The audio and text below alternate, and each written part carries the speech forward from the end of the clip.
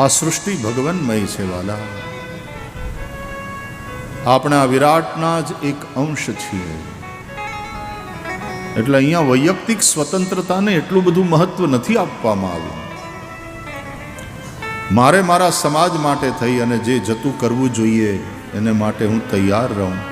મારે મારા પરિવાર માટે થઈને જે કંઈ સમર્પણ કરવું જોઈએ એના માટે થઈ હું તૈયાર રહું. હું કોઈના ઉપર બોજો ન બનું, હું કોઈકને ઉપયોગી બનું. યોગી બનવું હોય તો પહેલાં ઉપયોગી બનો. किसी के काम जो आए उसे इंसान कहते हैं और पराया दर्द अपनाए उसे इंसान कहते हैं. यूँ भरने को तो दुनिया में पशु भी पेट भरते हैं, लेकिन पथिक जो बांट कर खाए उसे इंसान कहते हैं और किसी के काम जो आए उसे इंसान कहते हैं. કથાઓના માધ્યમથી આપણને શાસ્ત્રોની આ વાણી સાંભળવા મળે છે. ધર્મની જગ્યાઓમાં જઈએ ને ત્યારે ઓલિયા સાધુ પુરુષોની સેવાને જોઈને આપણને પ્રેરણા મળે છે. ઋષિઓ, જ્ઞાની પુરુષો, સત્વશીલ સાહિત્ય લખનારા સાહિત્યકારો, આ બધાથી આપણને માર્ગદર્શન પ્રાપ્ત થાય છે. એટલા માટે કરહી સદા સત્સંગ. રાજા પરીક્ષિતને શ્રી સુખદેવજી મહારાજ કથા સંભળાવે છે. ભગવાનની લીલાઓની કથા. નિર્ગુણ નિરાકાર બ્રહ્મ એ જ ભક્તોની ભક્તિને વશીભૂત થઈ સગુણ સાકાર બનીને આવે ત્યારે એનાથી સંબંધિત 4 વસ્તુનું બહુ મહત્વ છે. રૂપ, નામ, લીલા અને ધામ. ભગવાનનું રૂપ. ભગવાન ભક્તોને માટે રૂપ બનાવે. રામ રૂપ હોય, કૃષ્ણ રૂપ હોય, પરાંબા ભગવતીના રૂપે, શિવરૂપ, આ બધા એના જ રૂપ છે. એમાં નાનું મોટું કોઈ નથી વાલા. હા, તમે એક રૂપને ભજો, એક નિષ્ઠ રહો, અનન્ય ભાવથી ભજો એ બરાબર. પણ અનન્યતા કે અનન્ય ભાવનો અર્થ એવો નથી કે બીજાને ઉતારી પાડવાના. તો પાછા તમે બીજી રીતે ફસાશો. એટલે એ ન થવું જોઈએ. તમે તમારા ઉપાસ્ય દેવને અનન્ય ભાવે ભજો અને એને જ બધા રૂપમાં જુઓ. કારણ કે આ બધા જ રૂપ એના છે, મારા ઈષ્ટના જ બધા રૂપ છે. સિય રામમય સબ જગ જાની, તુલસીદાસજી કહે. કારણ કે સીતારામ એ એનો ઈષ્ટ છે અને સીતારામ પ્રત્યે એને અનન્ય ભક્તિ છે. એટલે સિય રામમય સબ જગ જાની. પણ બધા જગત આખાને સીતારામમય જોઈ કરવું પ્રણામ જોરી જુગપાની. બધા એને પ્રણામ, કોઈને ઉતારી પાડવાની વાત નહીં. કરવું પ્રણામ જોરી જુગપાની. નરસિંહ મહેતા કહે છે, સકળ લોકમાં સૌને વંદે, નિંદા ન કરે કે ની રે, વાચ કાચ મન નિશ્ચલ રાખે, ધન ધન જનની તેની રે. ઘણીવાર આપણે પોતે આપણી જાતને મહાન બતાવવામાં અથવા તો આપણાને મહાન બતાવવામાં ક્યારેક આપણે અજાણતા જ આપણે પોતે નીચા પડી જતા હોઈએ છીએ. જે માણસ પોતે પોતાના મોઢે પોતાના વખાણ કરે એ હકીકતમાં પોતાનો મહિમા નથી વધારતો, ઉલટાનો પોતાની જાતને નીચે પાડે, હેઠો પાડે. કારણ કે આત્મશ્લાઘા એ મૃત્યુ છે. ઘણા લોકો બહુ આત્મમુગ્ધ હોય, પોતાના પ્રત્યે મુગ્ધ. એને એમ થાય કે અમારા જેવું કોઈ નહીં, મારા જેવું કોન્યોસ્તિ સદૃશો મયા. આવું એક અભિમાન મનમાં આ અજ્ઞાનને કારણે થાય છે. તો અનન્યતા એક અલગ વસ્તુ છે. અનન્ય ભક્તિમાં અનન્યતા તો હોવી જ જોઈએ. ભગવાન પણ કહે છે, અનન્યાંશ ચિંતયંતો મામ યે જના પર્યુપાસતે તેષામ નિત્યાભિયુક્તાનામ યોગક્ષેમમ વહામ્યહમ. પણ પછી આપણે એ આપણા ઈષ્ટને બધા જ રૂપોમાં જોઈ, કારણ કે એનું જ આ બધું રૂપ છે. સૌને વંદન કરવા, કોઈને નીચા ન ગણવા, કોઈને ઉતારી ન પાડવા. અનન્ય ભાવ.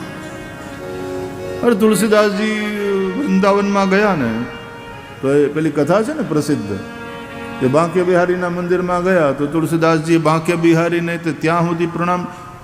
જો તુલસીદાસજી કહે છે, મને ખબર છે જે મારો રામ છે ને એ જ આ કૃષ્ણ છે, એમાં કોઈ ભેદ નથી. પણ મને હે મારા નાથ તારું રામરૂપ ગમે છે. એટલે તુલસી મસ્તક તબ નમે જબ ધનુષ બાણ લો હાથ. થોડી વાર આ મુરલી હેઠી મૂકી અને હાથમાં ધનુષ બાણ લો, મને એ ગમે છે. અને પછી ભગવાન પણ એવા રાજી થયા કે મુરલી મૂકી અને બાંકે બિહારીએ દશરથ અજીર વિહારીના રૂપમાં હાથમાં ધનુષ બાણ લઈ અને રામ રૂપે દર્શન આપ્યા તુલસીદાસજીને. અને તુલસીદાસજીએ પ્રણામ કર્યા. આ તુલસીદાસજીની અનન્ય ભક્તિ. પણ કૃષ્ણને ઉતારી પાડવાની વાત નહીં. એને ખબર છે કે તું ઈ જ છે, રામ પણ ઈ જ છે, કૃષ્ણ પણ ઈ જ છે. પણ મારું રૂપ રામરૂપ, મારું મન રામરૂપમાં રમી ગયું છે. એટલે પ્રભુ મને એ રૂપે દર્શન આપો. तो भगवान अपने भक्तों के लिए रूप बनाते हैं. भक्ति मार्ग में आ रूप स्वरूपનું બહુ મહત્વ છે. પુષ્ટિ સંપ્રદાયમાં પણ સ્વરૂપની સેવાનું મહત્વ છે. નિધિના એ 7 સ્વરૂપ. પધરાવો પધરાવો 7 સ્વરૂપ સેવા, આરોગાવો મીઠા મેવા, વૈષ્ણવને લાભ ઘણો લેવા, ધન્ય શ્રી યમુના કૃપા કરી શ્રી ગોકુળ વ્રજ સુખ આપજો. વ્રજની રજમાં અહર્નિશ અમને સ્થિર કરીને સ્થાપજો.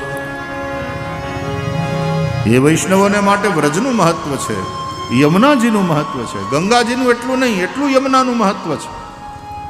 તમે પકડી રાખો કોઈ એકને, પણ બીજા કોઈને ઉતારી પાડવાની પ્રવૃત્તિ નકામી. એ અજ્ઞાનજન્ય છે. અનન્યતા જડતા ન બની જવી જોઈએ, નહીં તો નુકસાન થશે. અનન્યતા જરૂરી છે ભક્તિ માર્ગમાં. પણ આપણો એ જ ઈષ્ટ આ બધા જ રૂપોમાં અભિવ્યક્ત થયો છે. તુલસીદાસજીની આ દ્રષ્ટિ કેટલી સ્વસ્થ છે. સિય રામ મય સબ જગ જાની, કરવું પ્રણામ જોરી જુગ. તો રૂપ, બીજું નામ. એ રામ નામ હોય કે કૃષ્ણ નામ હોય કે શિવ નામ હોય, તમારા ઈષ્ટને દરેક દેવતાઓને લગતી સહસ્ત્રનામાવલી મળે છે. ગણેશ સહસ્ત્રનામાવલી છે, શિવ સહસ્ત્રનામાવલી છે, દેવી સહસ્ત્રનામાવલી છે, વિષ્ણુ સહસ્ત્રનામાવલી. નામનું મહત્વ છે. નામનું સ્મરણ અને નામનું સંકીર્તન. સ્વરૂપની સેવા અને સ્વરૂપના દર્શન, નામનું સ્મરણ અને નામનું સંકીર્તન. ત્રીજી વાત, લીલા.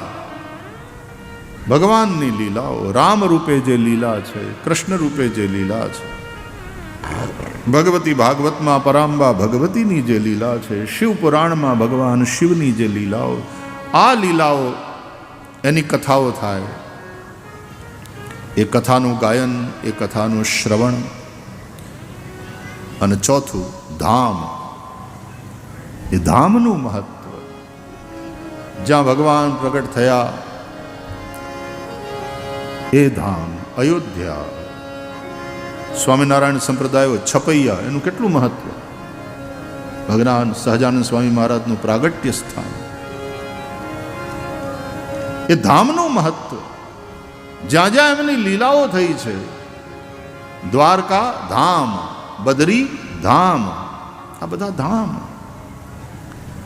તો રૂપ, નામ, લીલા અને ધામ. ભક્તિ માર્ગમાં આ ચારેયનું મહત્વ છે. એટલે મથુરા હોય જ્યાં ભગવાનનું પ્રાગટ્ય થયું, ગોકુળ, વનરાવન જ્યાં ભગવાનની બાલ લીલાઓ થઈ, અને પછી દ્વારકા જ્યાં ભગવાન સૌથી વધારે રહ્યા દ્વારકાધીશ રૂપે. અને આપણો એ ખાળીઓ ઠાકર, આપણો દ્વારકાધીશ પ્રભુ, હાલો તમે ક્યારના બેઠા છો ને હજી ગઈકાલનો હુડારાસનો નશો હજી ઉતર્યો નથી બાપુ. એ મથુરામાં વાગી મોરલી, ગોકુળમાં કેમ રે વાય રે રાયરણ છોડજી, હોના નાહી ડોળે કે દ્વારકામાં દીવા બળે. હે મથુરામાં વાગી મોરલી, ગોકુળમાં કેમ રે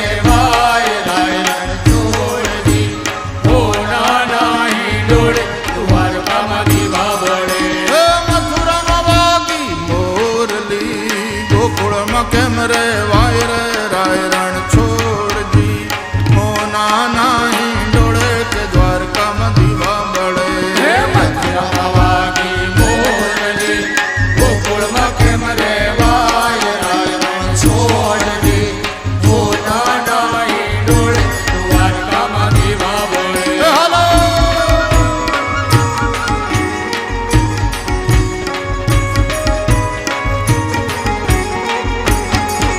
એ ઉતારા દેશું ઓરડા દેશું મેળીના મોલ રે રાય રણ છોડજી હો નાના હિંડોળે કે દ્વારકામાં દીવા બળે હે ઉતારા દેશું મોરડા દેશું મેડીના મોલ રાજ સોડજી હો નાના હિંડોળ દ્વારકામાં દીવા બળે હે ઉતારા દેશું ઓરડા